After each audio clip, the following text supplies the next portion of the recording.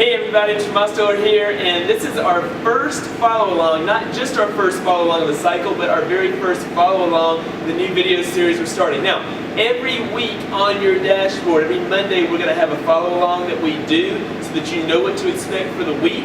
You'll be able to check that each week, but then it'll be replaced the following Monday. Now, you can also go on our YouTube channel, subscribe to that. It's Tiger Rock Martial Arts of Lawrenceville, and we're going to keep all of the follow-along videos on there, so you can actually check each week. If you missed one the previous week or something and need to check it, that'll be fine. But this is going to be something you want to look at, you want to follow, and make sure that you keep up to date with what we're doing. It's going to explain what we're doing during the week, and if you get to the end of the week and there's something that you haven't learned that we talked about in our follow-along, then that gives you an idea. You may need to set up a private lesson, you may need to get onto the videos on the dashboard. All those different things need to happen so that you can make sure you're keeping up instead of playing catch up. So this week what we're doing is learning our basic blocks. Remember, this is week 1 into our cycle, where we're learning the basic blocks, working in detail on those basic blocks for those higher ranks. They're going to get those details better. The lower ranks, some of those things are new to you. White belts, you're going to learn, you have 5 basic blocks, you're going to learn 4 this week. Yellow belts, you've already learned 5, you now need to learn the other 4 this week. So those are going to be your goals. If you don't have 4 new blocks learned by the end of the week in your white belt or a yellow belt, then you missed something. Make sure that you double check that. Foundation kicks.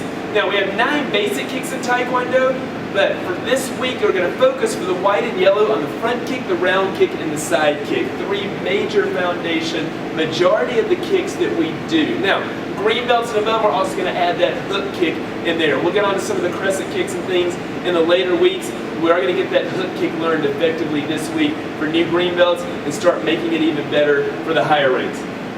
Follow-up punches, basically taking those basic kicks, following up with your jab and your reverse punch, learning how to begin the concept of a combination. So going from 1 move into 3 moves in that follow-up concept.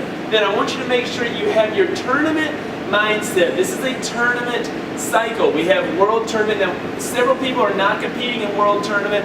I know it's a long way away. It's Baton Rouge, Louisiana. It'll be an awesome competition, but if you're not going, it still helps to have that tournament mindset, because a lot of that converts into our self-defense mindset. Tournament mindset is that scoring first matters, and the understanding of sparring and tournament sparring. Remember, if somebody lands something right after you land a kick or a punch and your kick, that's what counts and what gets points. They don't get any points. Same thing if you land your stuff right after theirs. So scoring first matters.